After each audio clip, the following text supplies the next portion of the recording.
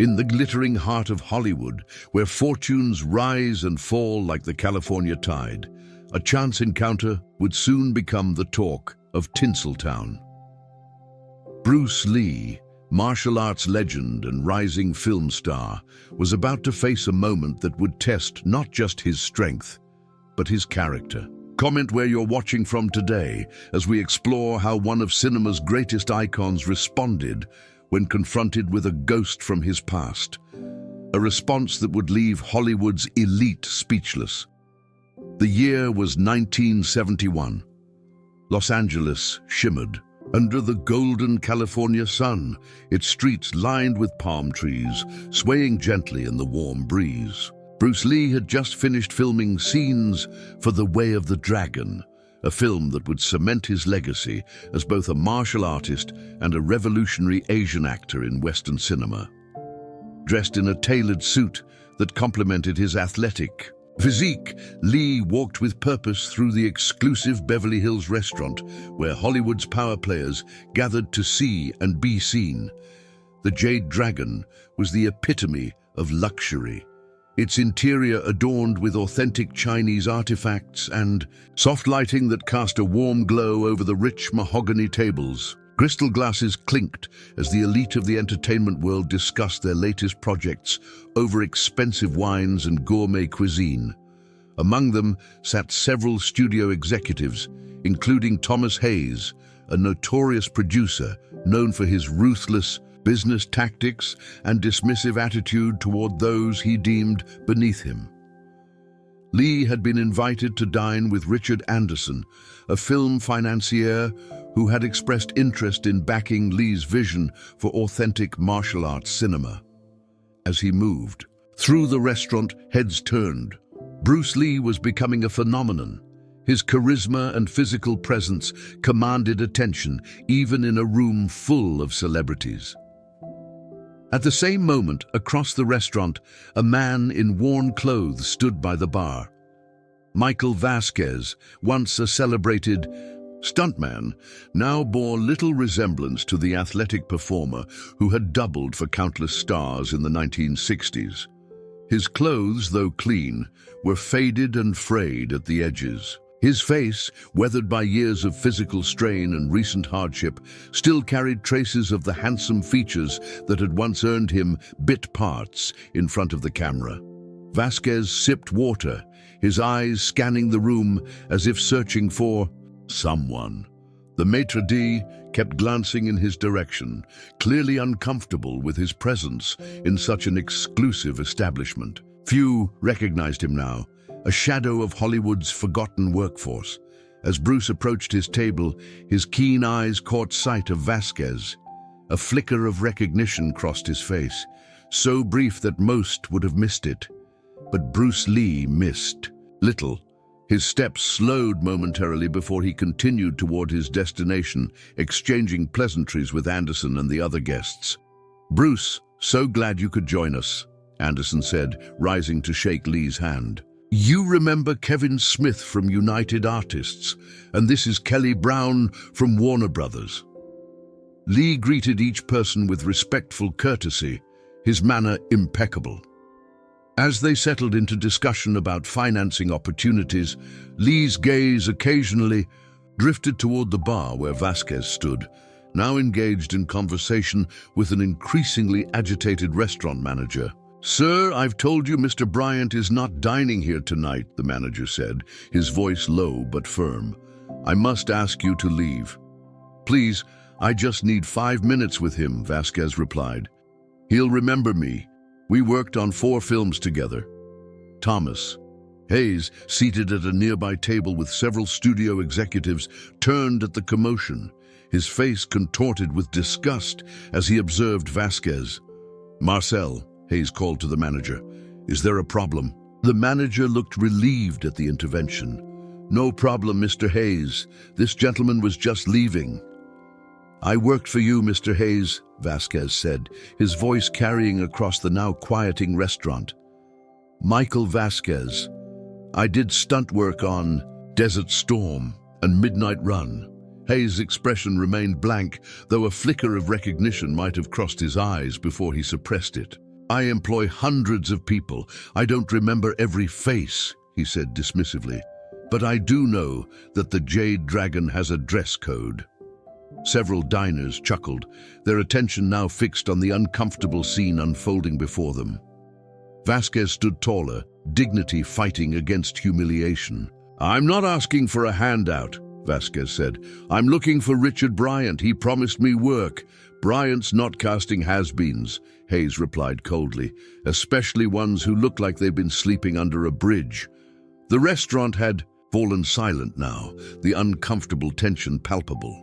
At his table, Bruce Lee set down his water glass, his dark eyes narrowing slightly as he observed the exchange. Mr. Hayes, Lee said, his voice carrying across the restaurant without being raised.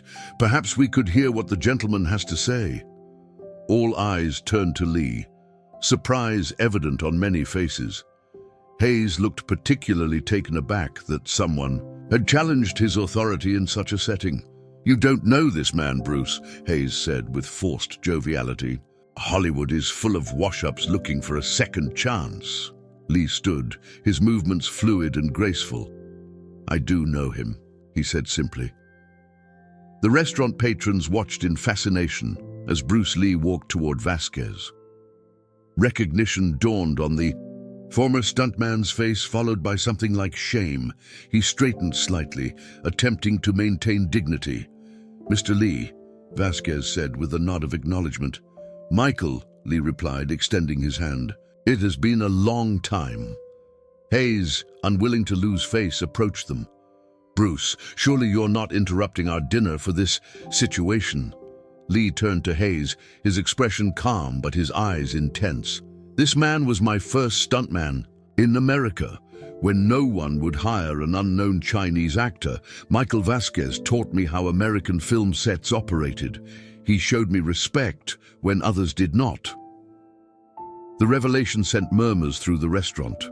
Hayes faltered momentarily but recovered quickly. Well, that's a touching story, but clearly he's fallen on hard times. This isn't the place. I agree, Lee interrupted smoothly. This isn't the place. Michael, would you join me and my associates? For dinner, I believe we have business to discuss. Vasquez hesitated, visibly torn between pride and necessity. I don't want to impose. It is no imposition to reconnect with an old friend, Lee said firmly. The sincerity in his voice was unmistakable. Hayes scoffed. Bruce, you can't be serious. Look at him. Lee's expression remained unchanged, but something dangerous flickered in his eyes. I always look at a man's character, not his clothes, he said. Something I learned from my father.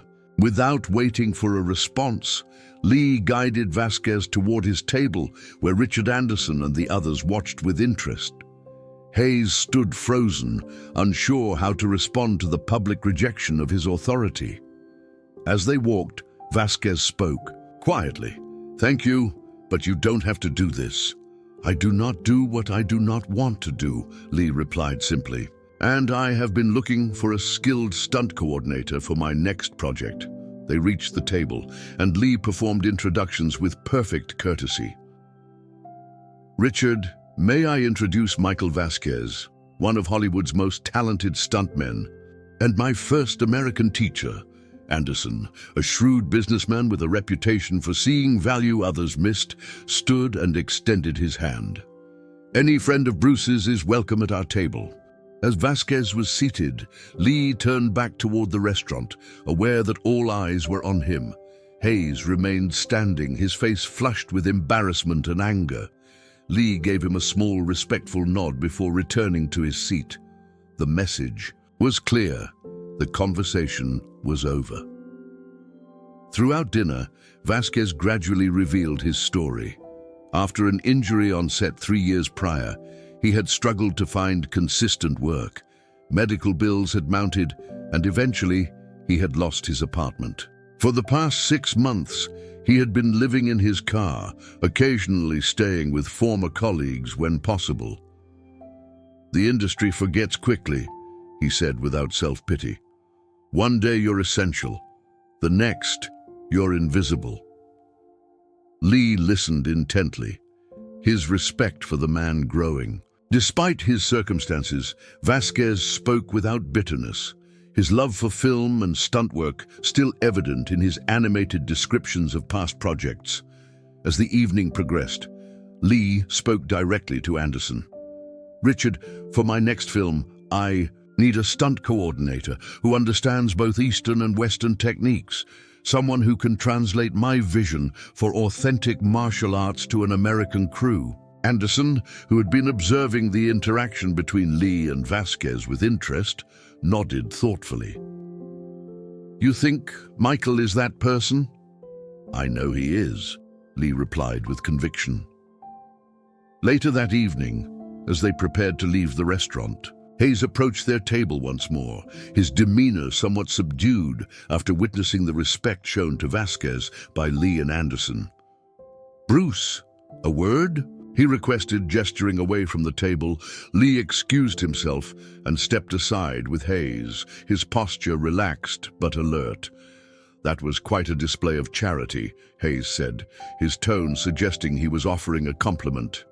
"It was not charity," Lee replied evenly. "It was recognition of talent and character." Hayes lowered his voice. "Look, we all feel bad for these cases, but you can't save everyone in Hollywood who's down on their luck." "I am not trying to save everyone," Lee said. "Just as you are not trying to help anyone but yourself." Hayes' expression hardened. "You're new to Hollywood, Bruce. You might be hot right now, but this town changes quickly. Making enemies of people like me isn't wise." Lee smiled slightly. "In martial arts, we do not try to make enemies or friends. We simply respond appropriately to the energy presented to us." "And what does that mean in plain English?" Hayes asked mockingly. "It means that how you treat the least powerful person in the room shows your true character," Lee replied. "And everyone in this restaurant saw yours tonight." Without waiting for a response, Lee returned to his table where Anderson was already, exchanging contact information with Vasquez. As they prepared to leave, several other diners approached, offering business cards and potential opportunities to both Lee and, surprisingly, to Vasquez as well. Word of the evening's events spread quickly through Hollywood's tightly knit community. By the next morning, the story of how Bruce Lee had recognized and championed his former stuntman had reached studio executives and crew members alike. The tale grew with each retelling. Some versions claimed Lee had physically confronted Hayes. Others suggested he had offered Vasquez a starring role in his next film. The truth was both simpler and more profound. In an industry built on appearances and hierarchy, Bruce Lee had demonstrated that true strength included compassion and loyalty. He had recognized the dignity of a man society had discarded and, in doing so, revealed his own character. For Michael Vasquez, the evening marked the beginning of a remarkable turnaround. Within a week, he had secured temporary housing through a film crew charity. Within a month, he had joined Lee's production team as a stunt coordinator. His expertise in bridging Eastern and Western action techniques would prove invaluable in the coming years. As for Bruce Lee, his reputation in Hollywood was forever altered, not just as a phenomenal martial artist and actor, but as a man of principle. In an industry often criticized for its superficiality, he had demonstrated a depth of character that commanded genuine respect. "When I look back at that night," Vasquez would later tell a reporter, "what stands out isn't that Bruce Lee saved my career. It's that he saw me when I was invisible to everyone else. That's a rare quality in Hollywood or anywhere." The morning after the confrontation at the Jade Dragon, Bruce Lee sat cross-legged on the polished wooden floor of his private training studio. Sunlight streamed through tall windows, illuminating the space where he spent hours perfecting his craft. The room was sparsely decorated, a few Chinese scrolls bearing philosophical maxims, training equipment meticulously arranged against the walls, and a small shrine honoring his martial arts lineage. Lee's eyes were closed in meditation, his breathing Controlled and deliberate, the previous night's events played in his mind, not as a triumph, but as a reflection of the principles he had long embraced. To him, recognizing Michael Vasquez wasn't extraordinary. It was simply the correct action, the natural expression of his philosophy. A gentle knock interrupted his meditation. Raymond Washington, Lee's assistant and friend, stood in the doorway. "Bruce, you've got calls stacking up," Raymond said. "Word about last night is everywhere. 3 studio executives want meetings, and there's a reporter from Variety who's particularly persistent." Lee opened his eyes, his expression serene despite the interruption. "Let them wait," he replied. "I have training scheduled with Michael this morning." Raymond hesitated. "There's something else. Thomas Hayes called. He wants to apologize publicly. Says he wants to host a charity event for industry professionals who've fallen on hard times. He's asking you to co-host." A subtle smile crossed Lee's face. "Interesting how quickly perspective can change. What should I tell him?" "Tell him I will consider it after speaking with Michael. This should be his decision, not mine." Raymond nodded and turned to leave before pausing. "Oh, and Linda called. She said to remind you about dinner with the Smiths tonight." "Thank you, Raymond." Alone again, Lee rose fluidly and moved toward a wooden training dummy in the corner. His hands flowed around its wooden arms, his movements precise and controlled. Each strike and block reflected decades of disciplined practice. Across town, Michael Vasquez stood outside a modest apartment building, a small duffel bag containing his few possessions slung over his shoulder. The temporary housing arranged through Anderson's connections wasn't luxurious, but after months of sleeping in his car and on friends' couches, it felt like a palace. Amanda Gutierrez, the building manager, greeted him with a warm smile. In her 50s, with salt and pepper hair, she had the no-nonsense demeanor of someone who had seen it all. "Mr. Vasquez, welcome," she said, extending a hand. "Richard Anderson called personally about you. Said you're working with Bruce Lee now." Vasquez shook her hand, still processing the rapid change in his circumstances. "Apparently so," he replied, "though it still doesn't seem real." "Well, real or not, your apartment is ready. It's nothing fancy, but it's clean and quiet. Most residents here work in the industry, crew members mostly. No wild parties, no drama." As Amanda showed him to his apartment, a simple one-bedroom, with basic furnishings, Vasquez felt a mixture of gratitude and discomfort. For someone who had prided himself on self-reliance throughout his career, accepting help didn't come easily. "Anderson mentioned your first month is covered," Amanda said as she handed him the keys. "After that, rent's due on the 1st. "I'll have it," Vasquez assured her. "This job with Lee, it's legitimate work, not charity." Amanda studied him for a moment. "In this town, nobody gives anything away for free, Mr. Vasquez. If Bruce Lee wants you on his team, it's because you bring something valuable. Remember that." After she left, Vasquez placed his bag on the bed and moved to the window. The view wasn't spectacular, just another apartment building across the street, but it was a view from a place he could call his own, at least temporarily. He checked his watch. Lee had requested his presence at the training studio in 2 hours to discuss stunt coordination for upcoming scenes. There was just enough time to shower, change, and prepare.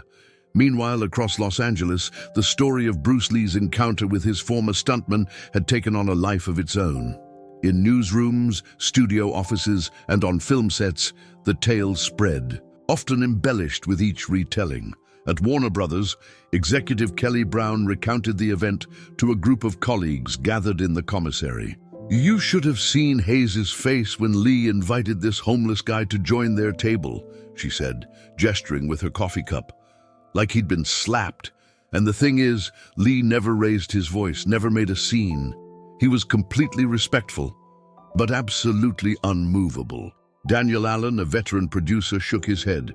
Hayes has needed someone to stand up to him for years. Guy's been terrorizing crews and talent alike since the 60s. What I found interesting, Kelly continued, was how Lee framed it. He didn't present it as charity. He genuinely treated this stuntman, Vasquez, as a valuable professional who deserved respect. That's the Chinese way, isn't it? Remarked Stephanie Rivera, a casting director. All that philosophy about honor and saving face? Daniel frowned. Let's not reduce it to stereotypes. From what I've heard, Bruce Lee is very much his own man. He's breaking new ground for Asian actors in Hollywood, not conforming to our expectations. Well, whatever his reasons, Kelly said, it was impressive. And now I hear Hayes is scrambling to organize some charity event for industry workers. Talk about damage control. As they spoke in another part of the studio, Thomas Hayes was indeed on the phone with his assistant, Jordan Rodriguez. I want a comprehensive plan by this afternoon, Hayes barked into the receiver. Find out which charities already support entertainment workers. We'll partner with the most visible one and draft a statement expressing my long-standing concern for industry professionals facing hardship. Jordan's skepticism was evident even through the phone. Mr. Hayes, with all due respect, nobody's going to believe you've had a sudden change of heart. Your reputation is... My reputation is exactly why this will work, Hayes interrupted. Everyone loves a redemption story, the hard-hearted executive who sees the light. It's a narrative as old as Hollywood itself. After hanging up, Hayes stared out his office window at the studio lot below. Workers scurried between sound stages, carrying equipment, costumes, and props, the invisible army that kept the dream factory running. He had never paid much attention to them before, viewing them as interchangeable parts in the machine he helped operate. Now, watching them, he wondered how many were one accident, one illness, or one industry downturn away from Michael Vasquez's fate. The thought didn't particularly move him emotionally, but it did present an opportunity. If Bruce Lee, a relative newcomer, could generate such positive attention with one simple act of decency, imagine what Hayes could accomplish with his resources and connections. It wasn't about doing good, it was about being seen doing good. And in Hollywood, perception was everything. At precisely noon, Michael Vasquez arrived at Bruce Lee's training studio. The building was unassuming from the outside, but the interior reflected Lee's commitment to his craft, professional, focused, and without pretension. Lee greeted him with a warm handshake. Michael, thank you for coming. How is the new apartment? More than I could have hoped for, Vasquez replied honestly. Mr. Anderson was very generous. Richard recognizes talent and opportunity, Lee said, gesturing for Vasquez to follow him into the main training area. He is a businessman first, but a good judge of character. The training room impressed Vasquez immediately. Unlike many martial art schools that emphasized ornate decoration, Lee's space was functional and uncluttered. Training equipment, some familiar, some clearly of Chinese origin, lined the walls. I've been reviewing the script for the warehouse fight sequence, Lee continued, moving to a table where storyboards were laid out. The Western approach would typically emphasize size and power. Multiple attackers, each waiting their turn to be defeated. Vasquez nodded. Standard choreography makes for clear visuals, though it's not realistic. Exactly, Lee said, his eyes lighting up. I want to show something different. Real combat is chaotic, fluid, without pauses for dramatic effect. I want the audience to feel the danger, the speed, the necessity of adaptation. As Lee demonstrated his vision, moving through potential sequences with controlled precision, Vasquez was struck by the stark contrast between this man and the Hollywood power players he had dealt with throughout his career. Despite his growing fame, Lee spoke about his craft with genuine passion rather than ego, seeking Vasquez's input rather than simply dictating his vision. The challenge, Vasquez said, studying the storyboards. "We'll be convincing the camera, operators and editor. They're used to wide shots, clear movements that tell a story. What you're describing is revolutionary, but it might look chaotic on film if not shot correctly." Lee nodded thoughtfully. "This is exactly why I needed someone who understands both worlds. You can translate between my vision and the technical requirements of American filmmaking." For the next 2 hours, they worked through the sequence with Lee demonstrating movements and Vasquez suggesting camera angles and practical considerations. The collaboration was seamless, each man respecting the other's expertise. As they took a break, Lee poured tea for them both, a simple gesture that nonetheless reflected his cultural roots. "Michael, there is something else we should discuss," Lee said, his tone becoming more serious. "Thomas Hayes has contacted my team. He wishes to apologize and is proposing a charity event to support industry professionals in situations similar to yours." Vasquez's expression hardened slightly. "Hayes doesn't care about people like me. He cares about his image, perhaps," Lee acknowledged. "But does his motivation matter if the outcome helps others?" "It matters to me," Vasquez said firmly. "What he did at the restaurant, that wasn't just about me. That's how he treats everyone. He considers beneath him.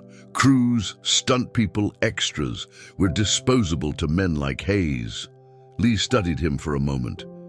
"What would you suggest then?" Vasquez considered the question carefully. "If he wants to make amends, let him do it through actions, not a publicity stunt. There are legitimate organizations that help injured stunt performers, crew members with medical bills, actors between jobs. Let him fund those quietly without putting his name on everything." A smile spread across Lee's face. "A wise proposal. I will convey this to Hayes's people." As they returned to work, neither man was aware that outside the studio, a photographer from a local entertainment magazine had been waiting. The resulting photos, showing Bruce Lee and the formerly homeless stuntman working as equals, would hit publications the next day, further cementing the narrative that had begun at the Jade Dragon. By evening, the story had reached Linda Lee, Bruce's wife. As they prepared for dinner with friends, she watched her husband with a mixture of pride and concern. "The studio called again," she said, adjusting his collar. "They're worried about Hayes. Apparently he has connections with their major financiers." Bruce smiled gently. "They always worry about the wrong things." "And you don't worry at all?" She asked. "I worry about what matters," he replied. "About creating authentic art, about treating people with dignity, about teaching our children to stand firm in their principles." He took her hand. "The studio will either support my vision or they won't, but I will not compromise on matters of character." Linda squeezed his hand. "Just be careful. Hollywood pretends to love inspiring stories, but they don't always love the people who create them." As they departed for dinner across town, Michael Vasquez stood in his new apartment, staring at his reflection in the bathroom mirror. For the first time in months, he had shaved carefully, combed his hair, and put on a clean, pressed shirt. Tomorrow would mark his official return to professional film work, not as a disposable body to be thrown into dangerous stunts, but as a coordinator, a position of respect. The phone rang, interrupting his thoughts. It was Amanda Gutierrez. "Mr. Vasquez, there's a delivery for you in the lobby. Quite a large package." Downstairs, he found a box containing a complete set of new clothes, practical attire suitable for work on a film set. A simple note was attached. "For the work ahead. BL." The gesture, practical rather than showy, brought unexpected emotion to Vasquez's throat. It wasn't about charity or pity. It was about restoring his dignity as a professional. Bruce Lee understood what he needed wasn't handouts, but the opportunity to contribute with pride. As night fell over Los Angeles, the machinery of Hollywood publicity continued to churn. The story of Bruce Lee and Michael Vasquez was being shaped and reshaped by countless tellings.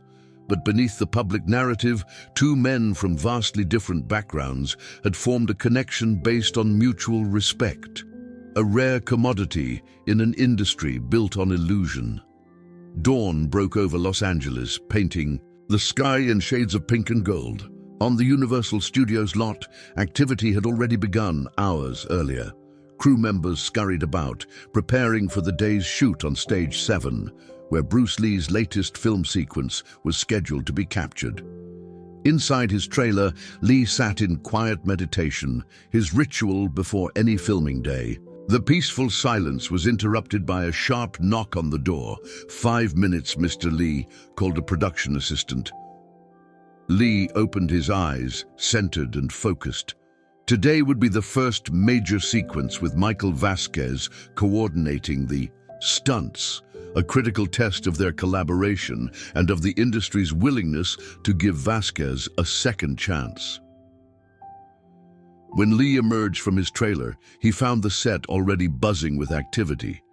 Lighting technicians adjusted massive rigs, camera operators checked their equipment, and extras in costume waited for direction. Standing near the center of it all was Michael Vasquez, clipboard in hand, engaged in intense discussion with the film's director, William Richardson. Lee approached quietly, catching fragments of their conversation. Traditional coverage won't capture the fluidity Bruce wants, Vasquez was explaining. We need to rehearse the camera movements as precisely as the stunts themselves. Richardson, a veteran director known for his conventional approach, looked skeptical. That's not how action sequences are shot in Hollywood, Michael. We get multiple angles, wide shots, close-ups, and create the pace in editing. And that's exactly why most American films fail to capture authentic martial arts, Lee interjected, joining the conversation. Good morning, William. I see you and Michael are discussing our new approach. Richardson turned, offering Lee a respectful nod despite his obvious frustration.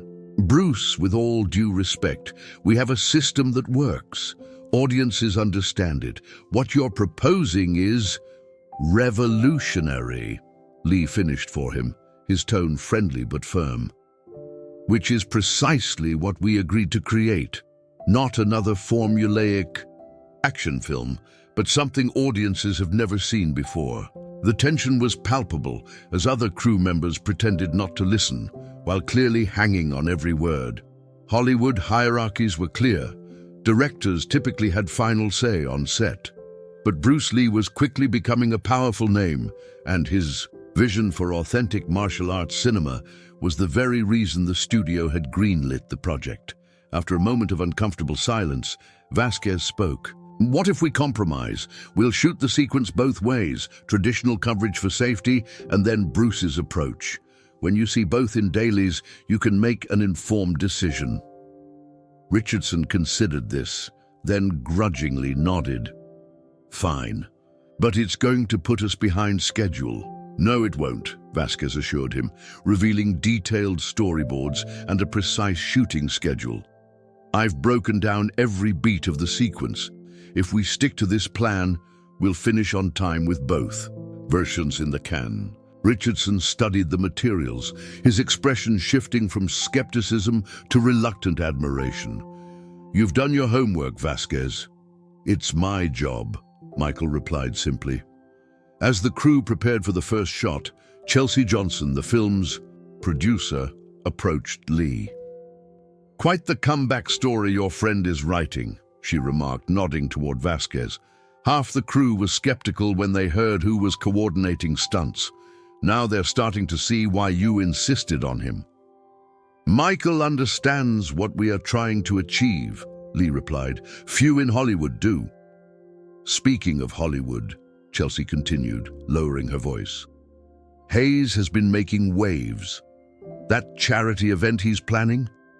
It's growing into a gala with every major studio involved.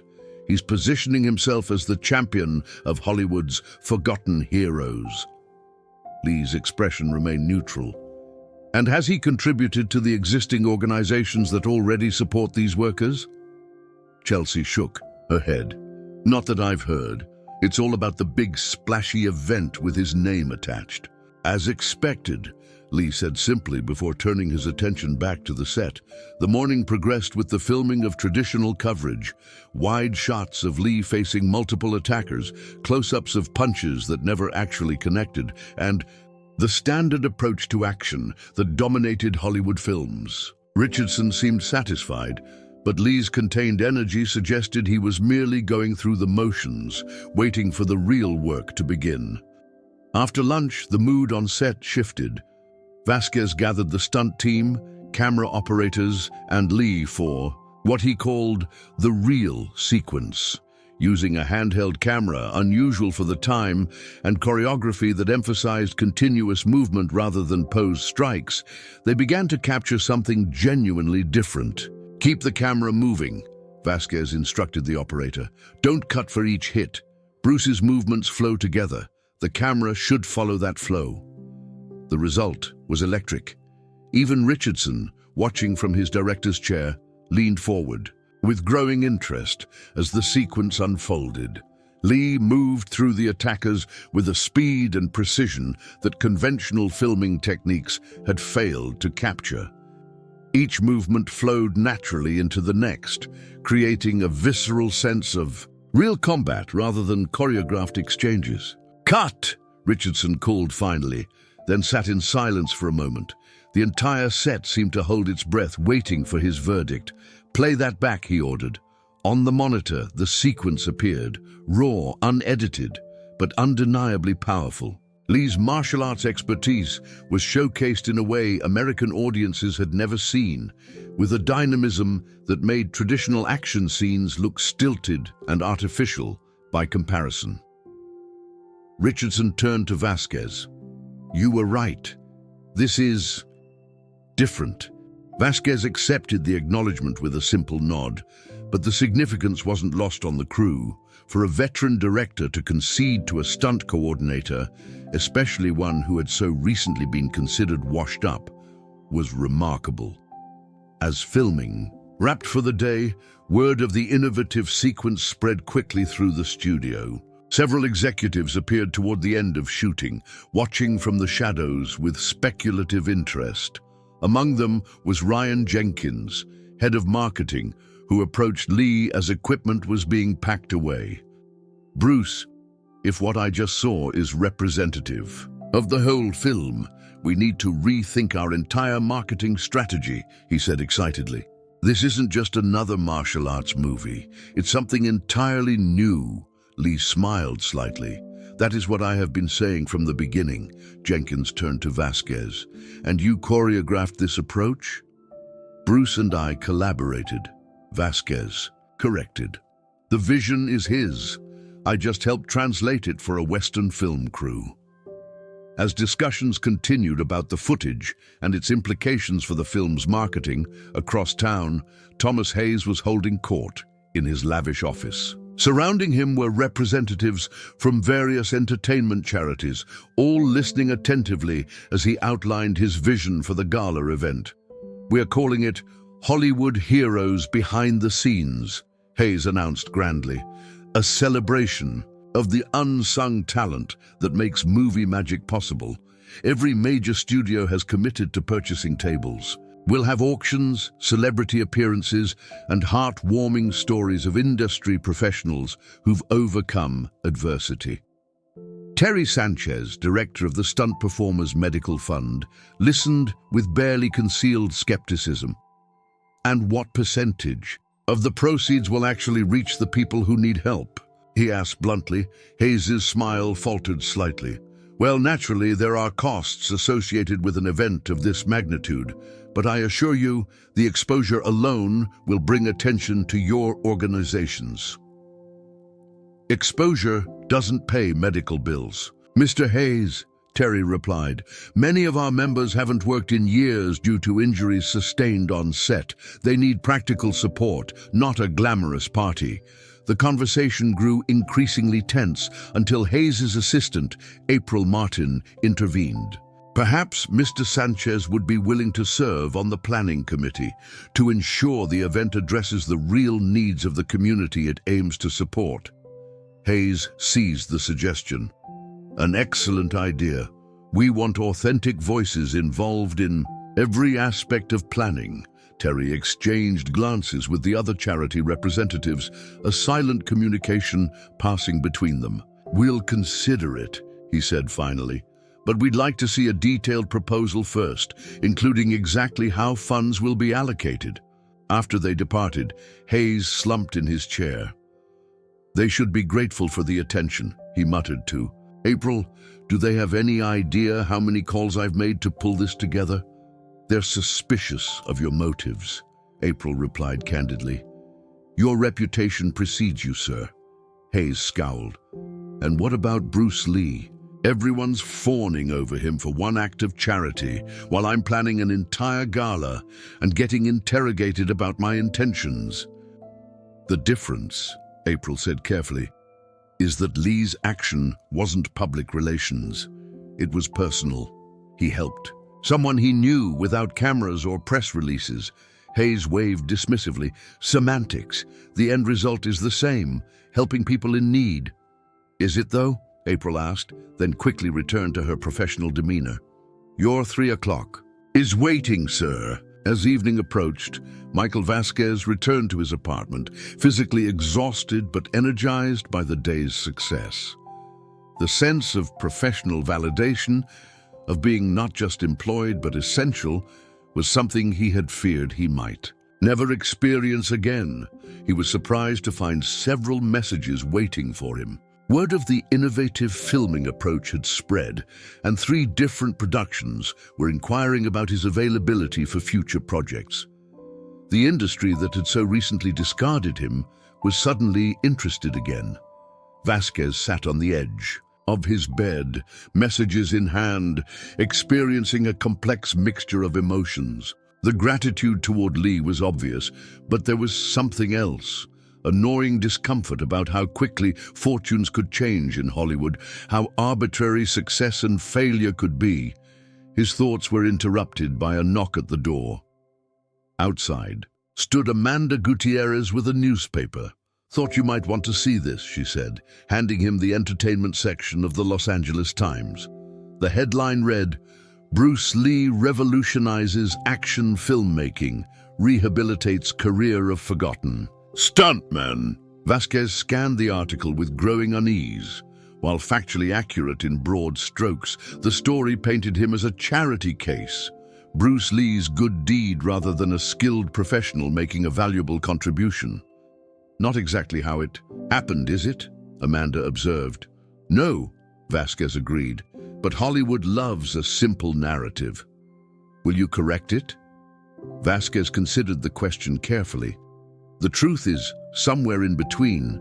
Bruce did help me when I needed it, but he also recognized what I could contribute professionally. Both things can be true. Amanda nodded thoughtfully. Just don't let them reduce you to a footnote in someone else's story, Michael. Even Bruce Lee's. After she left, Vasquez called the only person he felt might understand his conflicted feelings, Bruce Lee himself. To his surprise, Lee answered personally. Michael, I was about to call you. You've seen the article? Just now. Vasquez. Confirmed. It's not exactly accurate. No, Lee agreed. The press prefers simple stories of heroes and villains. The reality of human relationships is more complex. They've turned me into your charity project, Vasquez said, the frustration evident in his voice. And does that bother you more than being homeless did? Lee asked directly. The question caught Vasquez off guard. I don't know. Maybe. At least then my failures were my own. Now my success seems to belong to someone else. Lee was quiet for a moment before responding. In my culture, there is a concept called guanxi, the system of social networks and influential relationships. It recognizes that no one succeeds entirely alone. We all rely on connections, on those who recognize our value when others do not. That's not how Hollywood portrays success, Vasquez said. Here, it's always the individual, the star, the genius, the hero who rises above. A harmful myth, Lee replied, one that has damaged many in this industry. The truth is that filmmaking is collaborative by nature. My vision means nothing without skilled people to help realize it. Your coordination today proved that. The conversation continued as both men explored the complexities of their situation, how to maintain individual dignity while acknowledging interdependence, how to navigate an industry that preferred simple narratives over complex truths. The time they finished speaking, night had fallen over Los Angeles. Vasquez felt more settled, his perspective adjusted. Tomorrow would bring new challenges, but tonight had clarified something important. Dignity came not from complete independence, but from mutual respect within necessary interdependence. Across the city, Bruce Lee sat with his wife Linda after putting their children to bed. The day's filming had been successful, but the newspaper article troubled him. They're missing the point, he told her. Making Michael into a charity case serves their narrative, but it diminishes his professional contribution. Linda considered this. Perhaps the truth will become clear when people see the finished film, when they recognize that his coordination was essential to capturing your vision. Perhaps, Lee agreed, but Hollywood is impatient. They create narratives before the real story has time to unfold. As they sat together in comfortable silence, the telephone rang. It was Chelsea Johnson, the producer. "Bruce, have you heard? The dailies from today's shoot." Richardson showed them to the studio executives. "Tonight. They're calling it groundbreaking. They want to increase the marketing budget and push for a wider release." Lee thanked her for the news, a quiet satisfaction evident in his voice. When he hung up, he turned to Linda with a small smile. "The work speaks for itself," he said simply, "as it always should." In the darkness of his apartment, Michael Vasquez placed the newspaper article in a drawer. Tomorrow would bring another day of filming, another opportunity to prove his value through work rather than words. The narrative Hollywood was creating around him and Bruce Lee would continue to evolve. But the truth of their collaboration, of mutual respect between professionals, would be evident in every frame of film they created together. And ultimately, in an industry built on images and stories, that visual truth would speak more powerfully than any headline. The following weeks saw a transformation in both Bruce Lee's film production and Michael Vasquez's place within the industry. What had begun as a single innovative action sequence expanded into a comprehensive approach that influenced every aspect of filming. The combination of Lee's martial arts expertise and Vasquez's understanding of Western filmmaking techniques created something genuinely revolutionary. Action scenes that captured the speed, fluidity, and authenticity of real combat while remaining cinematically compelling. Word spread quickly throughout Hollywood.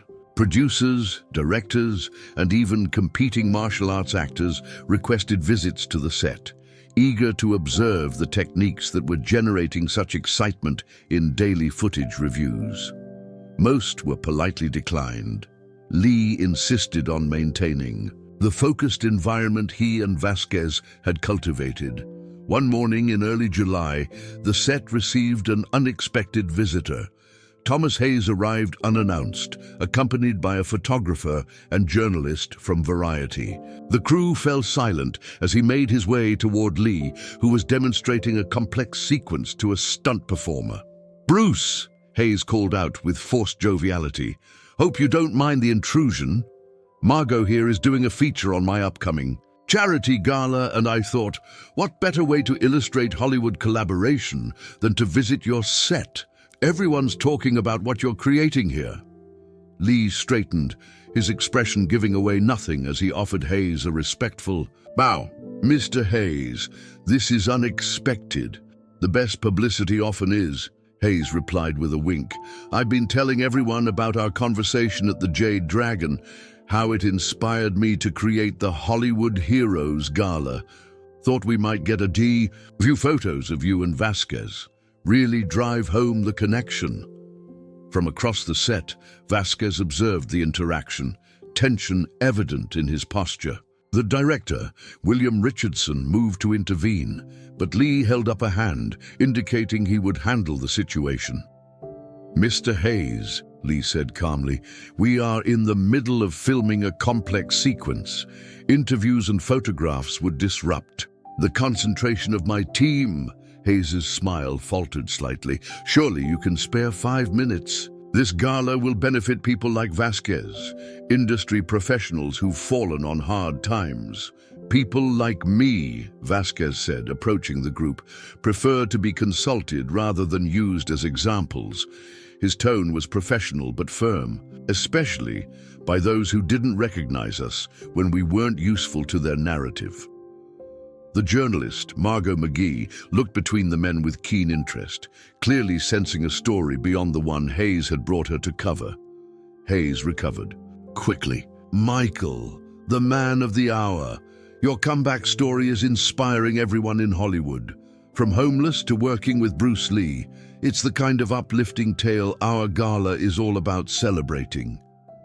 "My story isn't finished yet," Vasquez replied, evenly.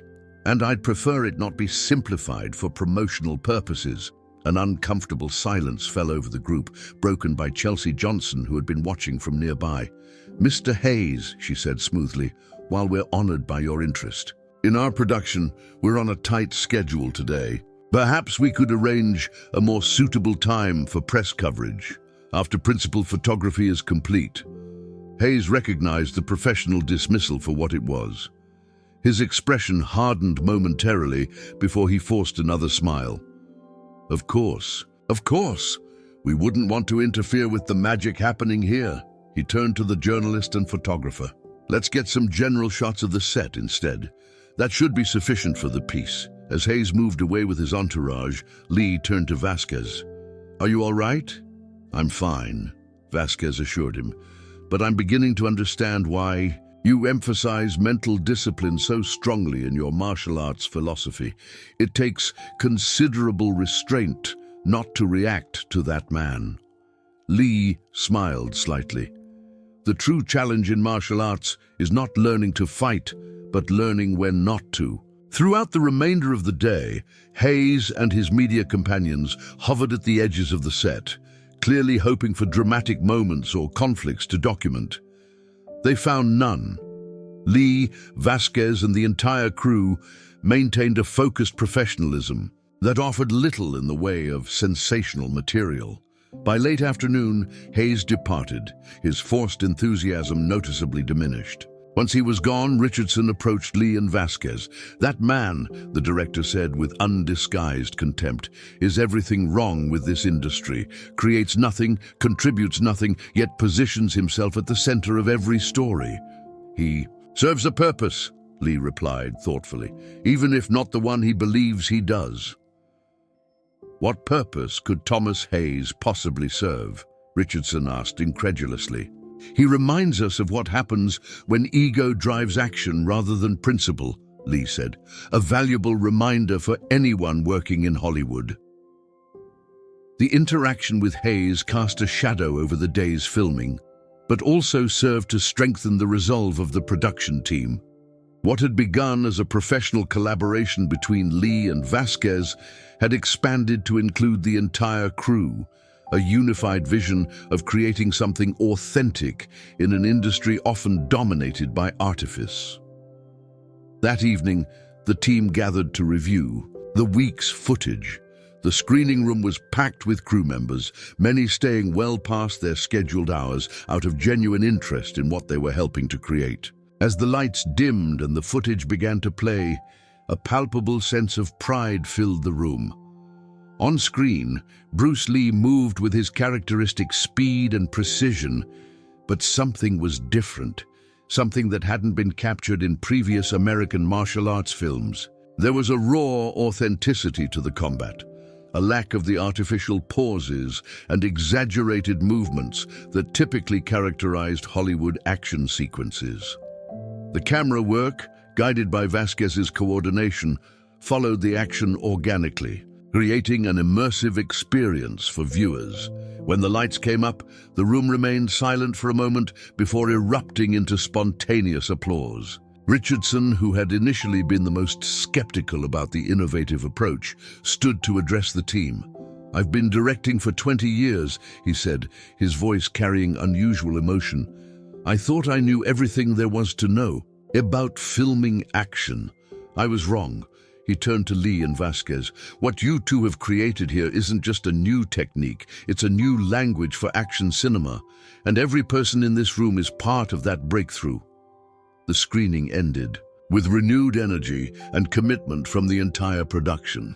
As crew members filed out, many stopped to speak with Vasquez, offering congratulations and, in some cases, apologies for initial skepticism about his role. Late that night, as Vasquez walked to his car, he found Chelsea Johnson waiting for him. In the parking lot. "Quite a day," she said, offering him a cigarette which he declined. "Quite a few weeks," he amended. "Sometimes I still expect to wake up in my car to find this has all been a dream." Chelsea studied him thoughtfully. "You know, when Bruce first insisted on hiring you, I thought it was just his way of making a statement, challenging Hollywood hierarchies, thumbing his nose at the system." "Wasn't it partially?" Vasquez asked. "Maybe at first," she acknowledged. "But watching you two work together, it's clear there's something more significant happening. You understand each other on a fundamental level, not just professionally, but philosophically." Vasquez considered this. "Bruce sees the world differently than most people in this industry. He doesn't separate the art from the artist, the technique, from the philosophy behind it. Working with him has changed how I approach my craft. It's changing how all of us approach our craft," Chelsea said.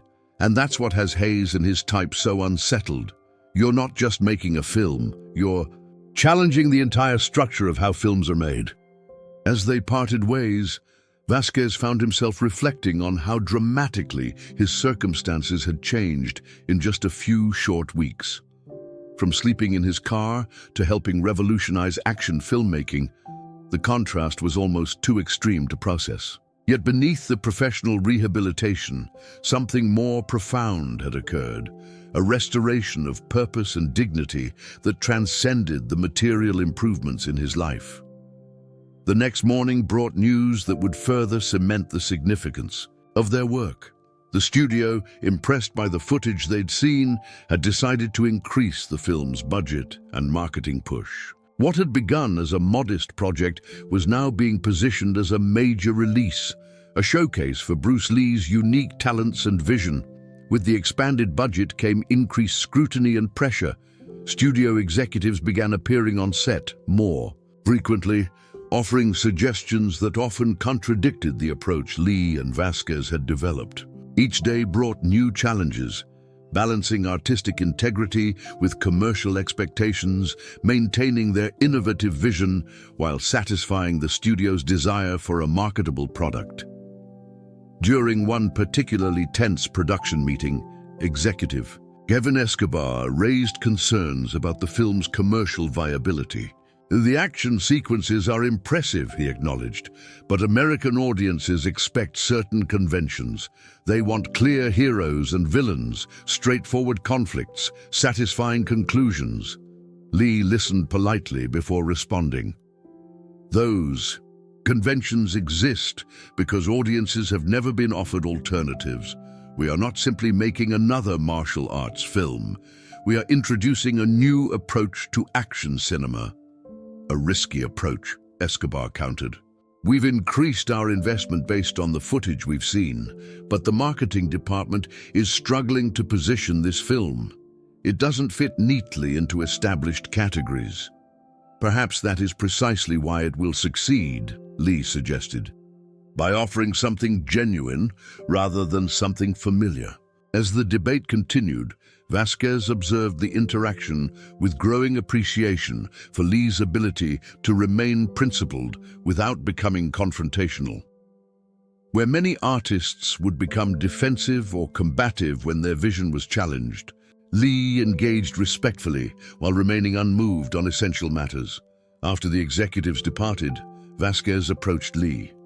"How do you maintain such composure when they're essentially asking you to compromise everything we're working toward?" Lee smiled slightly. "I save my fighting for the screen," he said.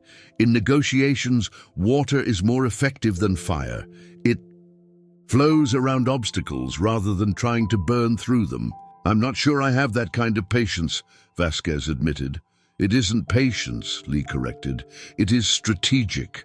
When you react with anger or frustration, you give others power over your emotional state. By remaining composed, you maintain control of yourself and ultimately your work." This philosophy was put to the test later that week when they learned that Thomas Hayes' charity gala had gained significant momentum. Major studios had committed support, A-list celebrities were confirmed to attend, and extensive media coverage was planned. More troubling was the news that Hayes was actively using Bruce Lee's name in promotional materials, positioning the event as a direct outgrowth of their confrontation at the Jade Dragon. "He's co-opting your reputation," Richardson said angrily, when the news reached the set. "Using your integrity to whitewash his public image," Lee considered this calmly. "And how should we respond?" "Sue him," Richardson suggested immediately. "Your name and likeness have value. He can't use them without permission."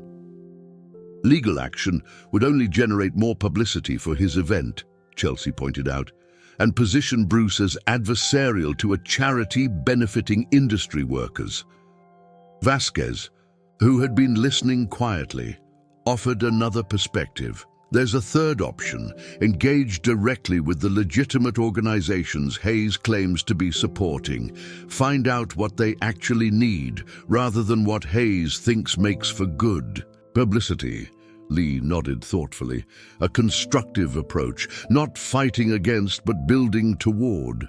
That evening, Lee and Vasquez met with representatives from several industry support organizations, including the Stunt Performers Medical Fund and the Crew Emergency Relief Foundation. The conversations revealed a stark contrast between Hayes's glamorous gala plans and the practical needs of industry professionals facing hardship. Medical bills, housing assistance, retraining programs for those who can no longer perform physical work. "These are the real needs," explained Tracy Kirk, director of the Relief Foundation. "A one-night event with celebrities might generate headlines, but sustained support is what actually changes lives." After listening carefully, Lee made a simple but significant commitment. 10% of my personal earnings from this film will go directly to these organizations," he said, "not as a public gesture, but as an ongoing commitment." Vasquez, inspired by Lee's example and acutely aware of how close he had come to complete destitution, added his own pledge. "And 5% of my earnings for this film and all future projects." When news of these commitments reached the film community, not through press releases, but through the organizations themselves, it created a quiet ripple effect. Other crew members from Lee's production began making similar pledges. Then technicians and performers from other productions followed suit. What emerged was not a splashy charity event, but a grassroots movement of industry professionals supporting their own. Hayes's gala proceeded as planned, generating the expected publicity and photo opportunities. Lee declined his invitation politely, citing filming commitments. Vasquez, however, decided to attend, not as a success story to be celebrated, but as a representative of the very people the event claimed to support. Dressed in a borrowed suit, Vasquez moved through the crowded ballroom of the Beverly Hilton, observing the spectacle with a mixture of appreciation and skepticism. Celebrity guests posed for photographs with former stunt performers and crew members who had fallen on hard times, the contrast between glamour and hardship carefully staged for maximum emotional impact. Hayes spotted Vasquez and immediately approached, camera crew in tow. Michael, the man who inspired it all. Come, there are people you must meet. Before Vasquez could respond, he was being guided toward a group of industry executives, Hayes' arm around his shoulder in a display of camaraderie that felt entirely artificial. "Gentlemen, this is Michael Vasquez," Hayes announced. "The Stuntman. Bruce Lee discovered living in his car. Now he's coordinating action sequences that have the whole industry talking. A perfect example of what our Hollywood Heroes initiative is all about. Second chances for talented professionals." The executives nodded appreciatively, clearly more interested in networking with Hayes than hearing Vasquez's story. One of them, Daniel Russell, did engage directly. "Fascinating work you're doing with Lee," Russell said. "Breaking all the conventional rules of action filmmaking. Risky, but potentially game-changing if audiences respond." "The risk is necessary," Vasquez replied. "Conventional approaches don't capture the reality of what Bruce is capable of demonstrating." "Reality isn't always what sells tickets," Russell observed with a knowing smile, "but authenticity has its own appeal when properly packaged." As the conversation continued, Vasquez became increasingly aware of the fundamental disconnect present at the event. While Hayes spoke passionately about supporting industry professionals in need, the actual focus remained on networking, publicity, and image management. The people supposedly being helped were props in a larger narrative about Hollywood's generosity toward its own. During Hayes' speech later in the evening, this disconnect became even more apparent. Standing at the podium, glass of champagne in hand, he recounted a heavily embellished version of his encounter with Lee and Vasquez at the Jade Dragon. "It was a moment of clarity for me," Hayes told the rapt audience. "Seeing Bruce Lee extend a hand to someone society had forgotten reminded me of Hollywood's responsibility to its own. We create fantasies for the world, but behind those fantasies are real people with real struggles." Watching from a table near the back, Vasquez felt a complex mixture of emotions. There was legitimate good being accomplished. The event had raised substantial funds that would indeed help people in need. Yet the self-congratulatory tone and the simplistic narratives being constructed around complex human situations left him profoundly uncomfortable. As the evening concluded, Vasquez found himself face to face with Hayes near the exit. "Phenomenal success," Hayes declared, gesturing expansively at the thinning crowd. "The beginning of an annual tradition, I think. You should feel proud, Michael. Your story touched hearts and opened wallets tonight." Vasquez met his gaze directly. "Mr. Hayes, I appreciate what this event has accomplished. The funds raised will help people who genuinely need assistance." "But," Hayes prompted, sensing the qualification coming, "but my story isn't what you presented tonight," Vasquez continued steadily. "I wasn't discovered by Bruce Lee. I worked with him years ago and taught him about American film sets when he was new to Hollywood.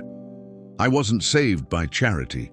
I was recognized for professional skills I've developed over decades in this industry." Hayes's expression hardened slightly, though his smile remained fixed. "A more complicated narrative than works for a fundraising event," he said dismissively. "The important thing is the outcome, helping people like yourself. People like me don't want to be pitied or used as inspirational stories," Vasquez replied. "We want the same thing everyone in this industry wants, to be valued for our contributions and treated with basic dignity, even when we're not currently useful to those in power." Before Hayes could respond, Vasquez continued, his voice quiet but firm.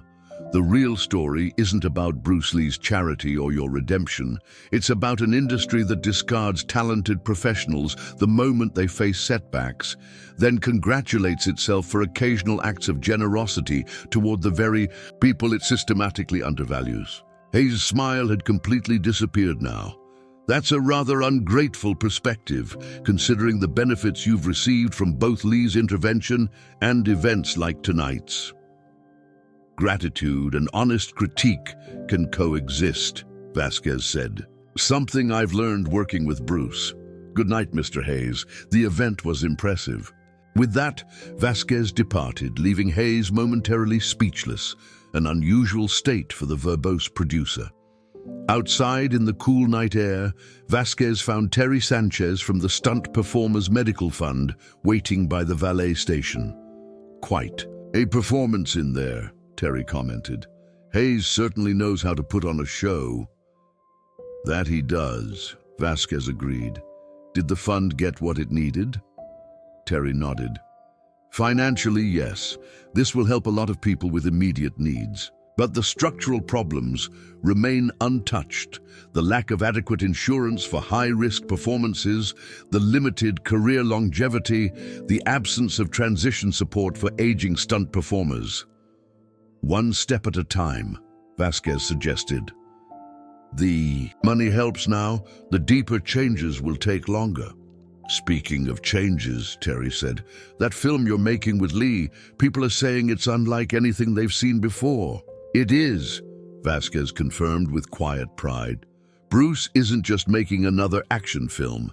He's creating a new visual language for martial arts cinema, one that respects both the art form and the audience's intelligence. As they parted ways, Vasquez felt a sense of completion, as if a circle that began at the Jade Dragon was now closing.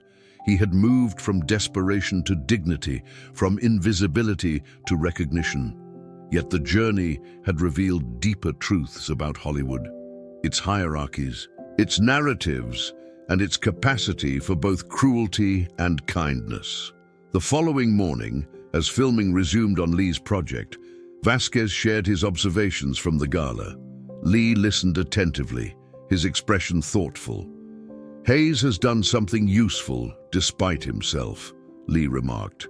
He has drawn attention to a real problem, even if his motivations were self-serving. That's generous of you, Vasquez said. More generous than I managed to be last night. Lee smiled. Generosity of spirit doesn't require approving of another's actions.